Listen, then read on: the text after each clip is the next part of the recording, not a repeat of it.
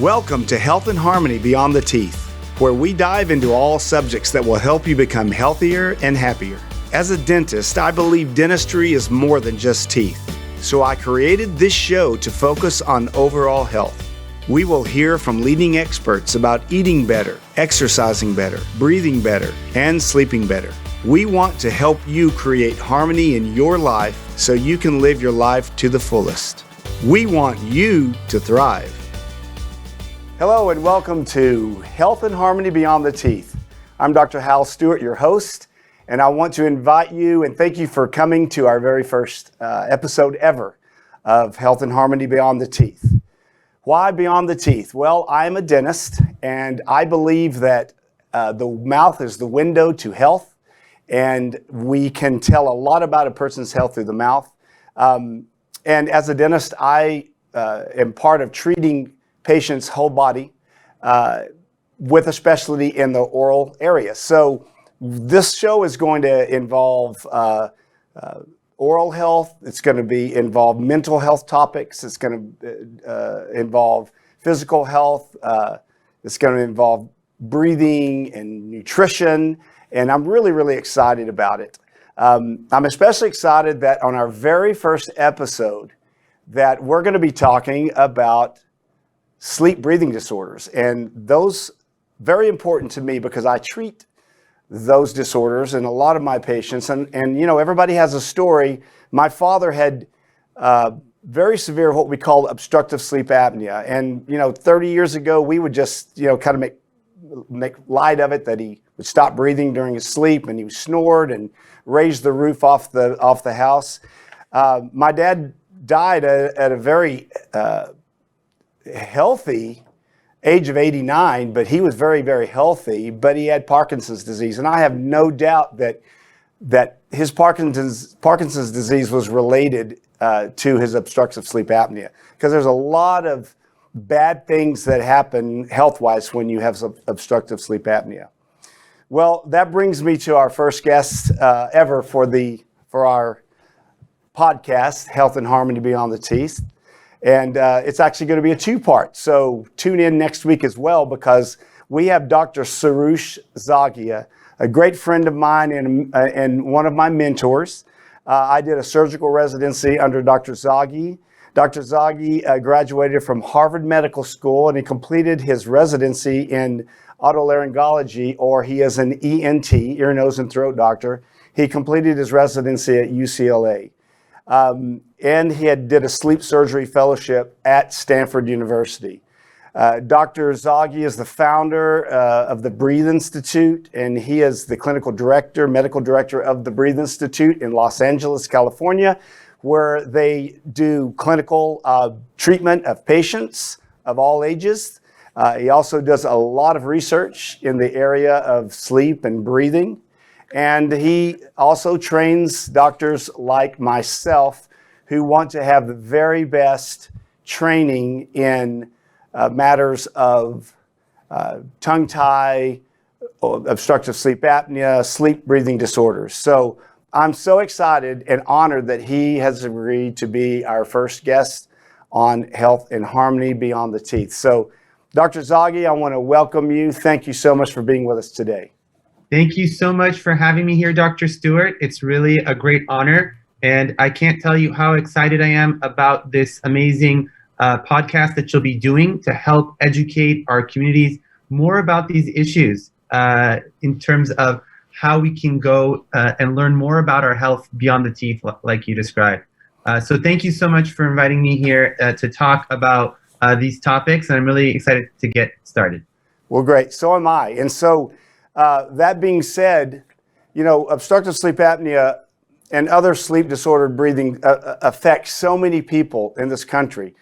We see, children with ADD and ADHD. These kids, many of them just can't breathe. And we treat so many symptoms with patients that really the root cause is the fact that they're not breathing well and they're not sleeping well. So I'm going to turn this over to you, Dr. Zaghi, and I've listened to you lecture many, many times, and you're not going to lecture to our audience today. You are going to teach them, and you're going to give them some wisdom that if they adhere to it, can literally change their lives or the lives of somebody that they love or somebody that they know. So why don't you just get started and tell us a little bit, maybe just give us a little bit of your background that I haven't covered, and then just, hop into obstructive sleep apnea and why it's so bad for us.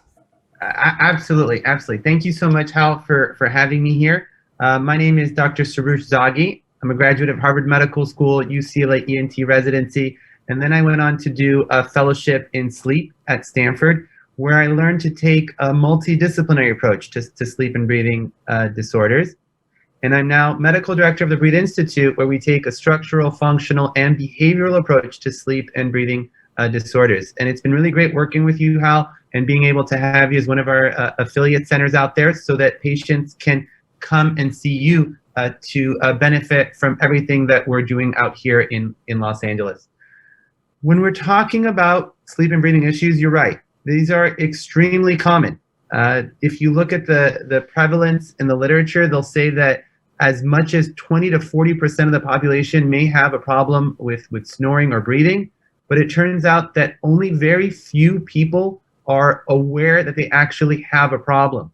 And the truth is that 80 to 90% of patients remain undiagnosed. Isn't that incredible, Hal? Oh, that is amazing. Yeah. And so, you'll be there in your clinic, and wouldn't you agree that more often than not, there's some people who know they have these issues, but the vast majority have no idea at all? Can you talk to that at all? Right. Well, yeah, they do. They don't realize they have the issue. And I get people all the time talking about, their wife snore or they snore, and they kind of make fun of it. They think, because we're programmed in our head from, years past, that snoring it's funny, and but we really know it's no laughing matter. Absolutely. Tell our listeners why snoring is, how can snoring, I mean, when you snore, you're supposed to be sleeping really good. What does it mean when you're snoring? Absolutely. So when you're breathing, you should be breathing through the nose and down the throat. But in some patients, either because of problems with big tonsils, trouble breathing through the nose, tongue-related issues, myofunctional issues, jaw development issues, what happens is that the body relaxes, the tongue relaxes, and as you go from light to deep sleep, the airway narrows. And as the airway narrows, the air that flows in, it doesn't go in smoothly. The air that goes in will vibrate around the tissues of the throat and cause the sound that we hear as snoring. And that's one problem. It can be a nuisance to bed partners. But the other problem is that sometimes the snoring is also related to something known as sleep apnea.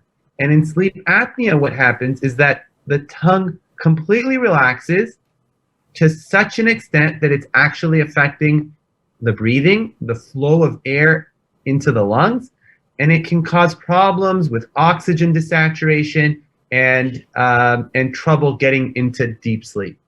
And so there's actually a spectrum of sleep disordered breathing. Sleep disordered breathing ranges from mouth breathing to upper air resistance to snoring, mild and moderate sleep apnea.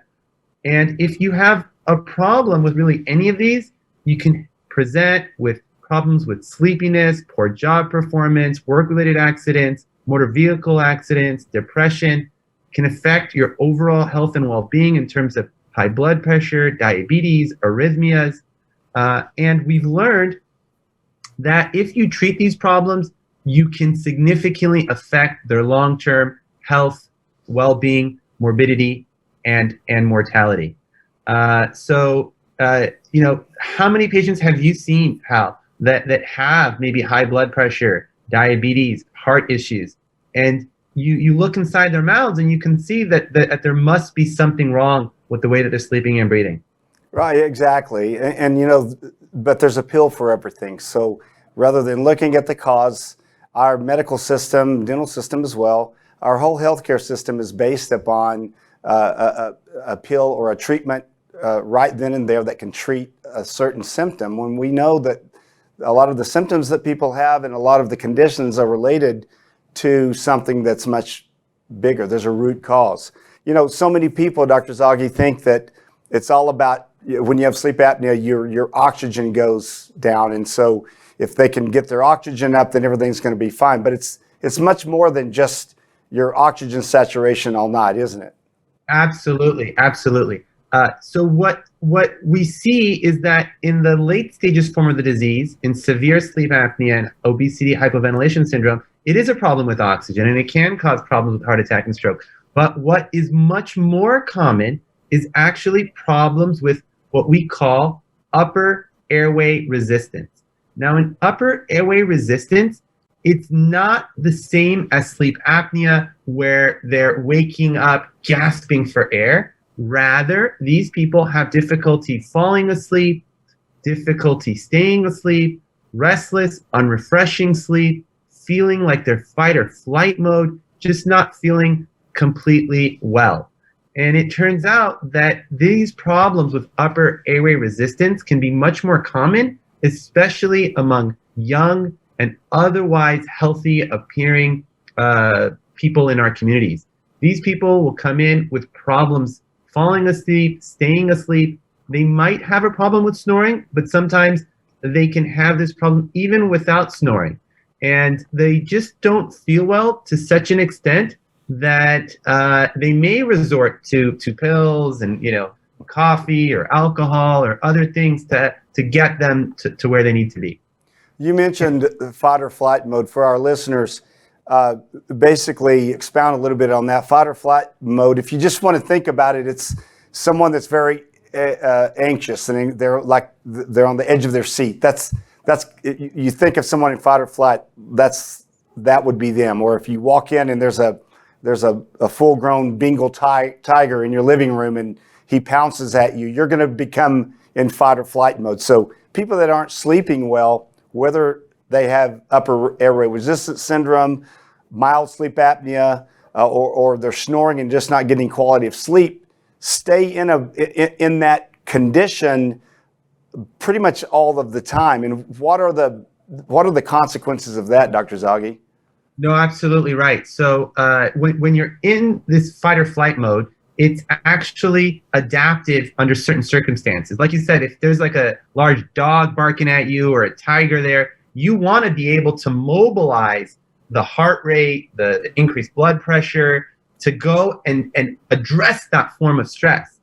But you need to have a good balance between the sympathetic and the parasympathetic nervous system. So you have the fight or flight state of being, but you also have the rest and digest state of being. And so the problem with sleep and breathing disorders is that when you're sleeping, you should be resting and digesting and healing, but your body doesn't have the opportunity to do that because of a threat. And there's no greater threat on the body than not being able to breathe. So you're there at night, you're supposed to be resting, digesting, healing, doing all these things that are great for your immune function, but instead your body is diverting the resources to the immediate situation at hand, which is the fact that, frankly, you may not be able to breathe. Right. And when we're talking about breathing, it's not just, the main thing is just being able to breathe through the nose, right? There's so many people out there who have not only a sleep-related breathing disorder, but a disorder with breathing that affects them during the day as well. Tell us a little bit about that. I see you've got the slide up here. This is great. What is the benefit of nasal breathing? Why is that so important rather than breathing through your mouth? Yeah. You want to breathe through the nose because the nose is the air conditioner for your lungs. All right. The nose will warm, moisten, and filter that air. It's going to trap large particles with the nose hairs and small particles via the mucous membranes. It's going to facilitate the inhalation of nitric oxide. It's going to work as a vaso and bronchodilator. It's going to help you to prevent colds, flu, allergic reactions, irritable coughing. When you're breathing through the nose, you're keeping in the moisture of when you breathe out. But if you breathe through the mouth, then you're losing a ton of humidity You can get dry lips, dry throat, and it's very important to maintain a moist oral environment because when it's dry, it changes the bacteria in the mouth. It can be more pro-inflammatory, make you have more problems with gum health, as well as tonsil infections and even upper respiratory tract infections. Breathing through the nose does so much, but more than anything, it helps promote that parasympathetic nervous system, that rest and digest mode. As opposed to when you're breathing through the mouth, if you just take breaths through your mouth versus the nose, breathing through the mouth is a stress on the body. It puts the body into this fight or flight mode, and you're breathing unfiltered, poorly humidified air. You could overbreathe. You get the bad breath, the dental decay, the gum disease, not to mention the effect that mouth breathing has on development of the dental arch and the TMJ and a lot of other problems that you can see both in the dental office but also in the ENT offices that we have here. So a lot of good reasons, but more than anything, we're in a time now where health is paramount. We're trying to keep our immune systems totally top notch. We got to be grateful for our immune system. It goes, from our nose to our toes, and it's there always constantly guarding us. But it turns out that even though the sinuses and the nose are on the front line of immunity, if you're breathing through the mouth, you're completely bypassing the nasal immune system. And so I would guess that people who have trouble breathing through their nose are going to be much more susceptible of not only other respiratory tract infections, but even things like COVID that we're dealing with now. Right. And I wonder if these people who are getting really sick from this virus, maybe they have a breathing issue to begin with. Who knows? Right. There's so much that goes into this. From the way that you've explained it so very well, by the way, all things being equal, you have two people, say two identical twins with the same immune system. If one is breathing through their mouth and one is breathing through their nose, the nasal breather's filtering, at least they've got a chance of filtering out any viruses or things like that versus the other. That pretty much is a dichotomy right there in the two, that one you're getting filtered air and one you're not getting filtered air. And I think we've all been in situations where we have to, we're in a situation where we're in a stuffy room or whatever, and the filtration's not working, and how miserable that can be. People that breathe through their mouth are doing that all the time, and they don't really even know it. Absolutely. And talk a little bit about tonsils. To me, it would seem that most of the patients I see with inflamed tonsils are mouth breathers. Yeah. So when you're breathing through the mouth, as you know, doesn't it cause dental problems? Doesn't it cause gingivitis and decay? Yes, it dries everything out, and the bacteria just go crazy. And so the same bacteria, if it goes unchecked, it can go deeper into the throat where the tonsils sit and cause the same kind of problems, but at the level of the tonsils. Yeah. And so when the tonsils get involved, you can get chronic infections that further depresses the immunity. Because if your body has limited resources, and if it's off fighting a tonsil infection, then it may not have the adequate resources. It's taking resources from other places in order to fight that infection. So we want to do everything we can to minimize inflammation throughout the body, because the body works as a unified system. And so what we're talking about with the Breathe Institute, with the functional approach to sleep and breathing, is that we accept that some people have genetic factors, medical conditions, immunocompromised, older age, that they really can't control, right? You have the immune system that you have, and to some extent, there's not too much you can do about those medical factors. But there's a lot of things you can do that will optimize your ability to work with the immune system that you have. And those things are breathing through the nose, sleeping, nutrition, and meditation.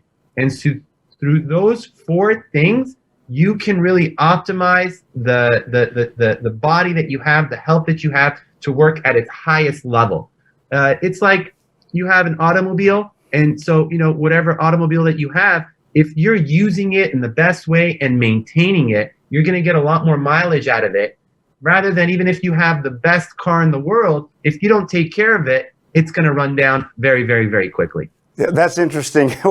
We're on the same wavelength. I was just thinking I was going to use an analogy, and I use this with my patients. Dr. Zaghi, if you and I both went to the dealership and we bought a brand new Mercedes, the top of the line Mercedes, we bought the exact same car, and I told the mechanic before I take this off the lot, I want you to take the intake manifold, which is the part of the engine that sucks air in, because a combustion engine needs air so the spark plugs can fire and create the combustion to power the engine. I told the mechanic, I want you to take the intake manifold and I want you to put a piece of duct tape over and cover 75% of it.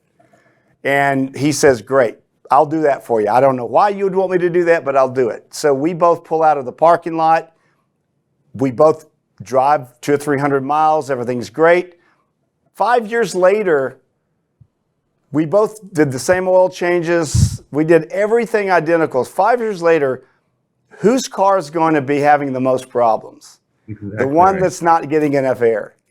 And so I always tell my patients that sleep disordered breathing is something that means that you're not breathing well during the day as well. I mean, if you have a sleep disordered breathing, you're not breathing right during the day, and it's a chronic life quality issue that you don't even know you have. Completely. We're totally on the same page. And that's why I love working with you so much. We're recognizing that the sleep and breathing disorders includes mouth breathing, upper air resistance, snoring, sleep apnea, and no matter where you are on the system, it's a stress on the body. It's like that duct tape over your exhaustion in your car. And so it's going to have an impact on your overall health and well-being, whether it's medical with high blood pressure, heart attack, stroke, it's dental, gingivitis, dental wear, malocclusion, psychosocial, anxiety, depression, stress, fatigue, or immune function. And so these issues are common, costly, and concerning. And we definitely have to get our communities more aware of these issues because they're treatable. Right. They're treatable. How? Well, where I live, I have a lot of patients that pursue really healthy lifestyles. And so I've got a group of patients that it's all about gut health. And I've got another group of patients that it's all about, the paleo diet or whatever. And I believe in all of those things. Some of the diets out there are a little bit out there, but I believe in gut health. It's so important. I believe in a Mediterranean type diet. But I always tell them the one thing we cannot live without for more than about 2 or 3 minutes is oxygen. And if you're not breathing well and if you're not sleeping well, all the diets and the lifestyles in the world they're going to help you, obviously, but they're not going to create optimal health until you're breathing correctly. Wouldn't you agree on that? I completely agree. And then you know what? The question may come up. How do I know if I have a problem? How do you guys know if it's you, your loved one, your kids, your parents may have this issue? And so that's why we talk about screening, because we first have to screen these people so that they know to come see like a doctor like me or yourself, Hal. And so here are some questions that we ask. Simple. How is your sleep? Do you breathe through the mouth or through the nose? Are you snoring or are you quiet? Do you clench, grind your teeth? Do you have any jaw, facial, neck, shoulder tension or pain? Are you fatigued? Do you feel stressed? And do you feel anxious? And it turns out that you shouldn't feel any of those things. You should feel well. You should go to sleep, breathe through the nose, wake up, and ready for the next day. And so patients who think they might have an issue, what we do is we recommend that they record their snoring. There's great apps on different kind of phones. SnoreLab is one of them, where you just download it and you can record your snoring throughout the night. And you can see, are you having quiet breathing? Are you having mild, loud, or even epic snoring? And the great thing about this is that you can go ahead and play it back. They can bring it to the clinic with us and we can assess it to see, are they breathing quietly or are they really loud? But you know what's more concerning, Hal, than the loud snoring? What's that? It's the quiet that follows. Because when it's completely quiet, they're not breathing at all. Yeah. And so that's what becomes one of the biggest problems with managing adult sleep and breathing, is that as the snoring gets worse, yes, the sleep gets worse, but it's to a limit, because when the sleep problem becomes really bad, they're not snoring at all. They're quiet. It's such an interesting paradox. Yeah. That problem gets worse and worse with the noisy breathing, and then it gets super quiet. It's kind of like when you take CPR. They say if the patient is breathing but maybe choking, but they're still getting breaths, you kind of watch and and wait. If they're not making any noise at all, you need to do the Heimlich. Exactly right. Exactly right. If you ate something and you're choking and they're coughing, that's good, right? And the more they cough, in a way, it's helping. Right. And then when they stop coughing, it can either be because they got it out or because they're just choking and they can't get it out at all. But healthy, if someone that's breathing healthy when they're sleeping, I don't want our viewers to get confused. If they're breathing healthily when they're sleeping, it's quiet, but they are breathing like a slow moving deep river. It's just smooth and running past you, never stops, no turbulence, right? Right. So, exactly. And the sleep apnea is that you have periods of loud snoring. They stop breathing and then they gasp for air, right? Yeah. So it's not that steady stream. It's right. It's like rushes of water coming in, and then it's a calm, and then another rush that hits you right after that. Right. It's kind of like, and Dr. Zaghi just had their first child several months ago. So you'll learn this when the kids are upstairs playing and they're noisy. Okay, it's when they get quiet after they've been noisy, that's when you got to start worrying. That's kind of like snoring. Right. That's when you worry. But tell me, so many people think obstructive sleep apnea is age-related. It's only the elderly and overweight. We know that's not true. Right. Talk a little bit about that. Yeah. So the problems with breathing can affect anyone, even as young as a child. Let me show you this child and ask you whether or not you guys think this is normal. He's here. He's breathing. Mm-hmm. But I don't know, Hal. That doesn't look good to me. What do you think? Yeah, it looks like a koi in a stagnant pond, sucking air at the top of the water. Yeah, that's somebody struggling. What's that on his wrist there, Dr. Zaghi? They're doing a little sleep study for him to see his oxygen levels throughout the night. But it turns out that kids and adults are very different in this regard. Kids are much more resilient. All right. So in adults, they may stop breathing 5 to 15 times per hour for it to be considered sleep apnea. But in a kid, even if you identify 1 to 5 events per hour of a breathing issue, that's enough for it to qualify. And really, it doesn't even have to do with oxygen or apnea or anything like that. The very act of them breathing like this video I showed you, is very, very, very concerning. Yeah. Older individuals, they can't compensate. This child here, he can compensate by tilting his neck up, going in different positions. Let me show you a couple other kids. Here are 2 other kids with sleep apnea that I'm showing you on the screen here. And so what we see in these kids is that she's mouth breathing, obviously. Yeah. And then she'll have long pauses in her breathing. But then she'll wake herself up. And the boy right here, he's moving side to side throughout the night. Now, when you're young, you can do that. You can move and find the right position. And the way that it'll affect you is that you won't get into deep sleep. You'll have unrested, unrefreshing sleep. But as you get older, you lose that resilience, and these issues can affect you more severely, which is why we really want to pick up these issues just at the first sign. Yeah. It's like the smoke and fire analogy. You want to figure out this issue when it's smoke. And really the smoke for sleep and breathing is that mouth breathing, the upper airway resistance, and the noisy breathing.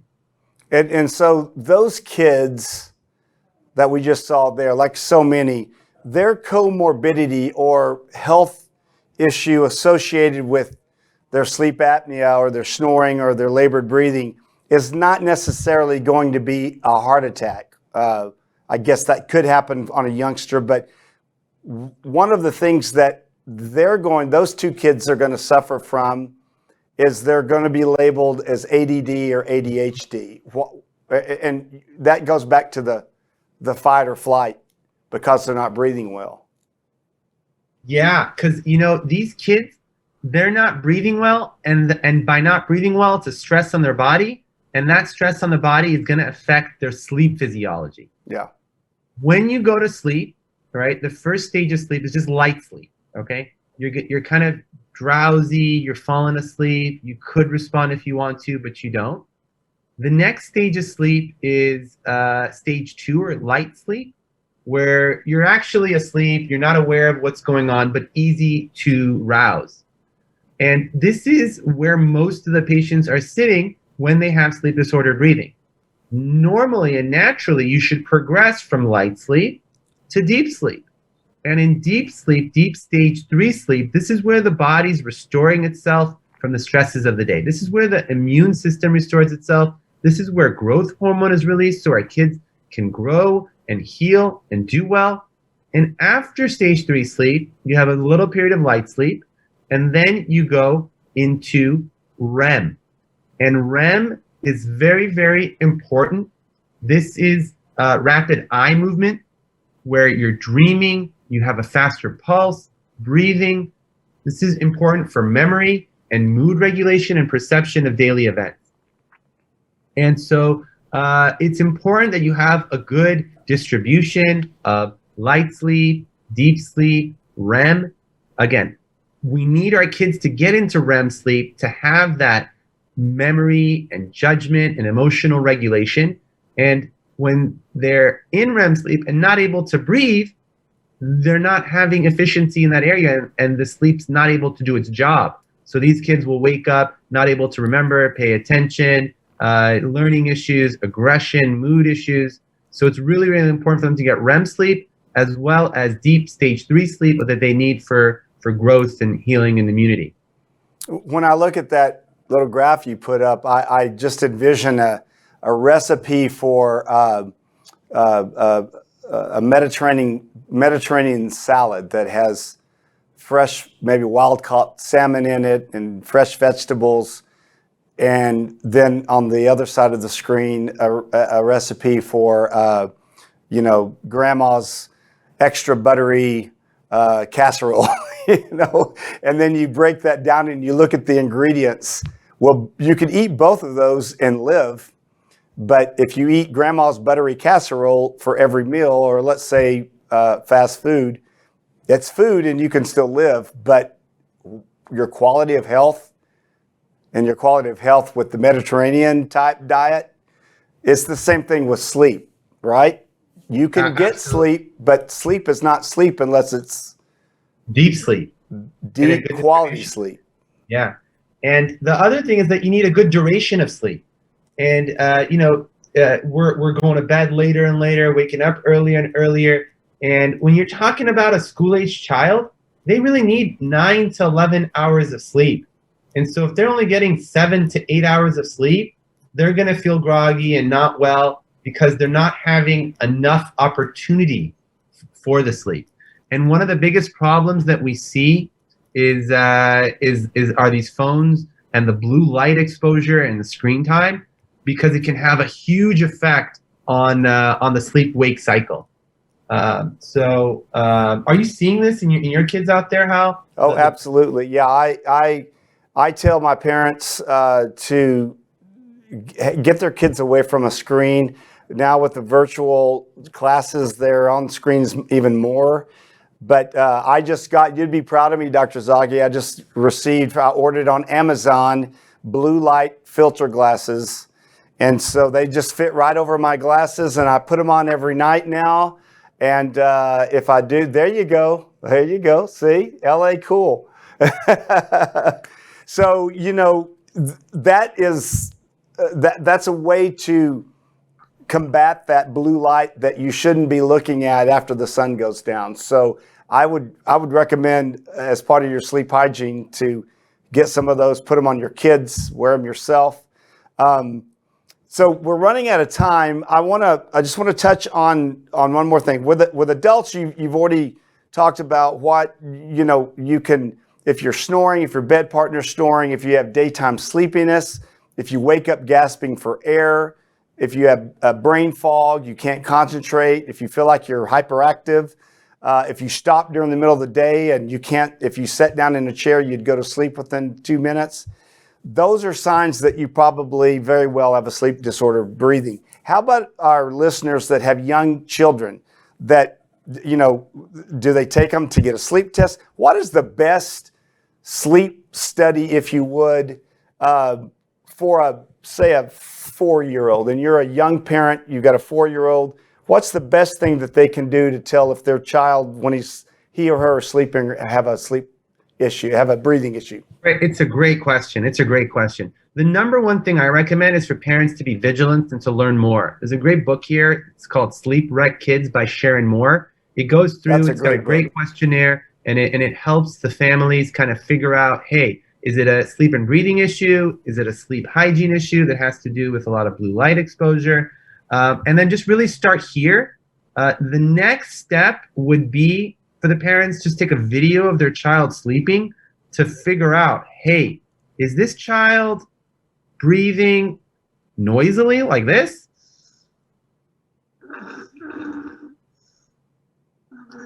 Which is not normal. Or are they breathing more like this, where the air just flows in like a nice river like you're describing?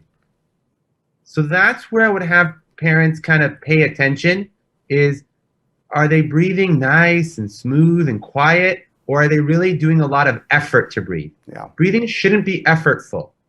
And then in terms of sleep studies, we could do sleep studies, but we usually reserve the sleep studies for very specific cases, because what we're doing in a sleep study is taking them to a lab environment, hooking them up to all these wires and expecting them to sleep normally.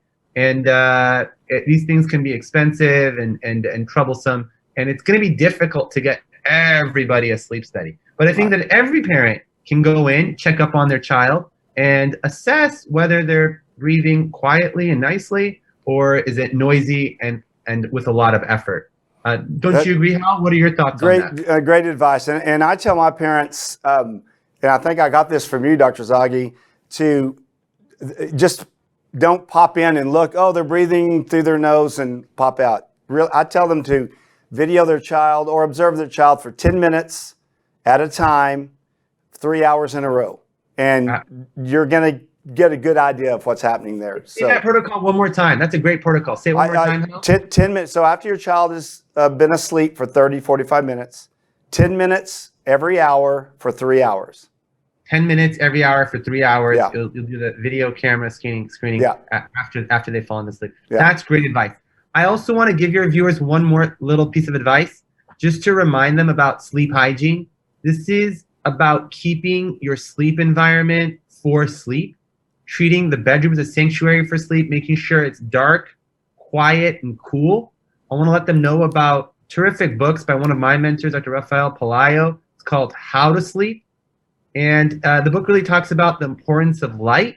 And really one of the best things that you could do for your sleep health is to watch the sun rise and to watch the sun set, because your body has a circadian rhythm. So you got to let your body know that, hey, now it's time for day. It's time for me to be awake. My body knows what to do, all the cells together.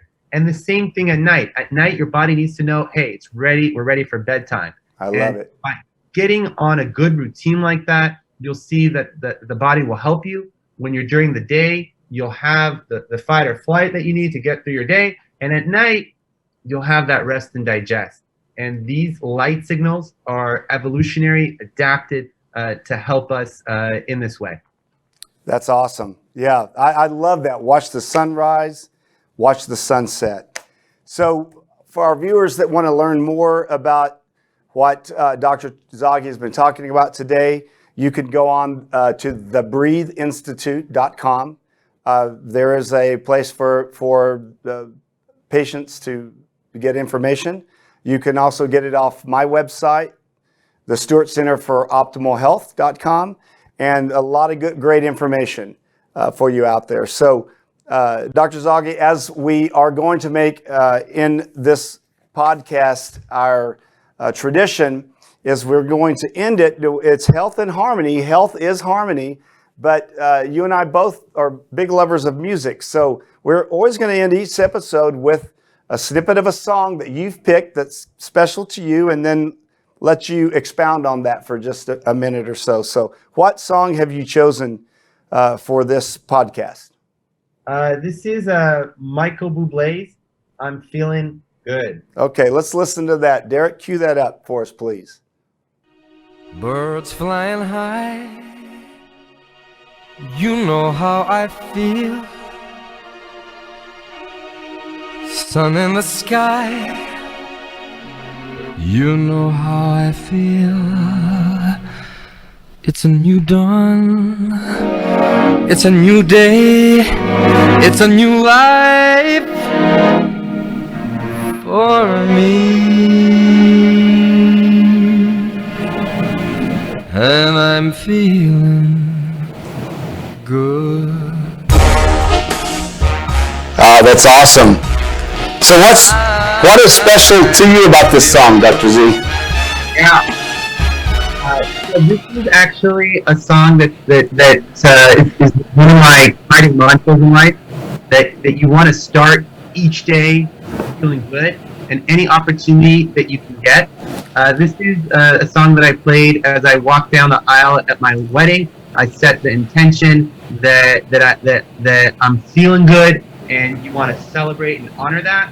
And at the same time, I thought it'd be great for this podcast, because this is really what we want for all our patients, and communities, and families.